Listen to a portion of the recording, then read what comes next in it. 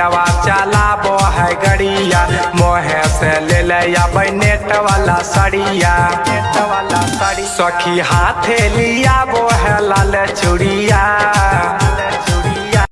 राजा जी के अपना हम रानी हो गई, हाँ रानी हो गई।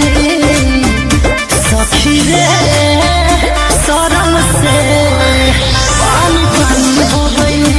लड़की पटाना अब तो ये जी हो गया है आजकल बाबू, ओए आजकल बाबू मेरा बिजी हो गया है, आजकल बाबू मेरा।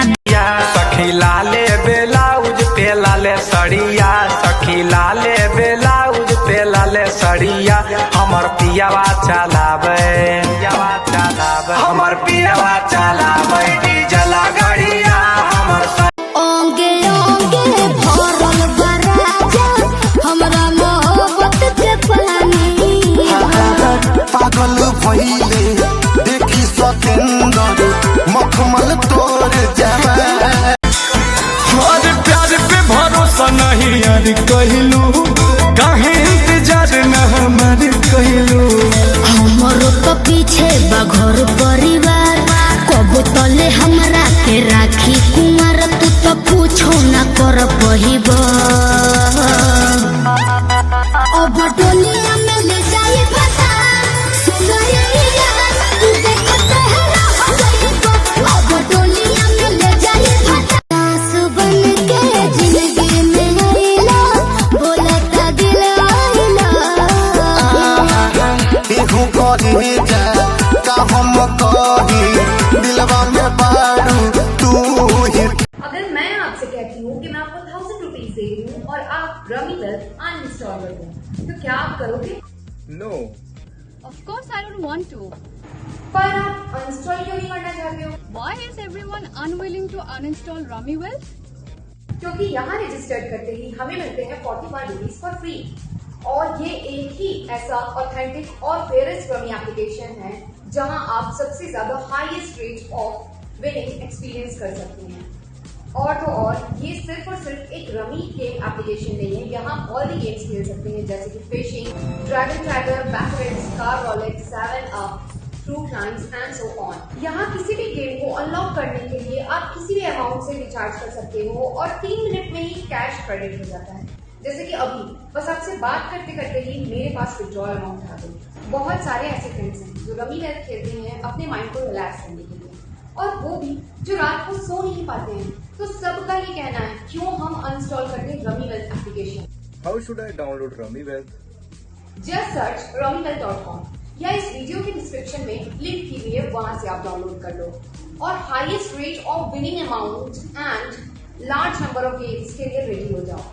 तो याद रखना, simple game, easy to earn, real rummy, मेरे साथ rummywealth.com पे।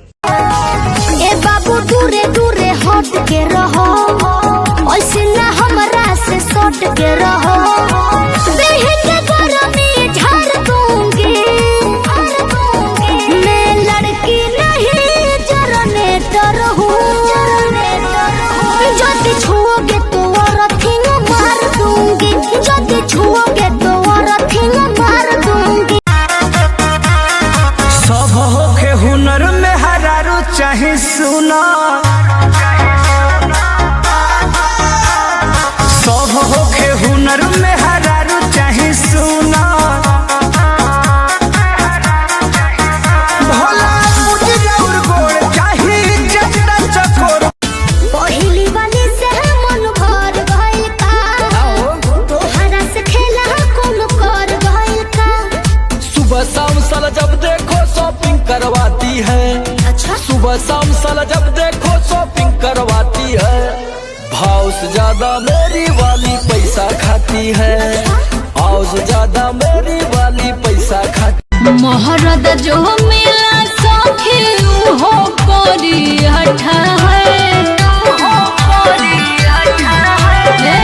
मोहरद जो मिला सखी हो कोरी हठा है, कैसे समझ होइए उती रंगला फड़ के खाता है, कैसे समझ होइए